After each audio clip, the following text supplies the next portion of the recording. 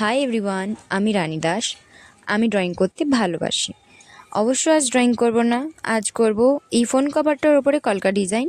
এই ফোন কভারটা হচ্ছে আমার দাদার। তো দাদাই আমাকে একটা কলকা ডিজাইন পছন্দ করে দিয়েছিল, সেটা আবার ইনস্টাগ্রামে কোনো একটা দিদির প্রোফাইল থেকে নেওয়া। তো দিদিটা যে করেছিল খুব সুন্দর করেছিল। জানি না আমি কতটা কী করতে পেরেছি, তবু আমি করেছি। তো তোমরাই দেখে বলবে এটা কেমন হয়েছে, ঠিক আছে? যাই হোক, এখন বেস কালার হিসেবে আমি এখানে অ্যাক্রিলিকে স্যাপগ্রিন কালার ইউজ করেছি, তার সাথে হালকা ব্ল্যাক কালার মিশিয়ে যেই কালারটা এসেছিল সেই কালারটা আমি ফোন কভারে বেস কালার হিসেবে ইউজ করেছি। আর পুরো কলকা ডিজাইনটা করতে আমি অ্যাক্রিলিকেরই হোয়াইট কালারটা ইউজ করেছি, হালকা জল মিশিয়ে পাতলা করে।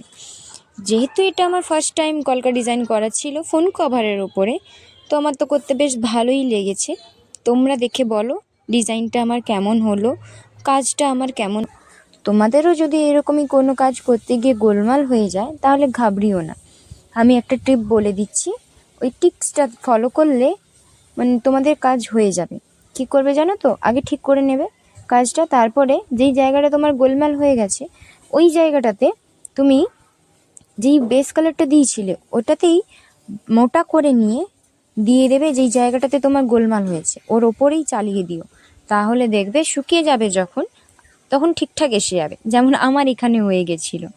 তো আর হ্যাঁ, পুরো কলকাটা করতে আমি সোনাই 2 নম্বর তুলিটা ইউজ করেছি, আর বেস কালার করতে আমি সোনাইয়েরই 6 নম্বর তুলিটা আমি ইউজ করেছি। আজকে এখানেই থাক। রাধে রাধে।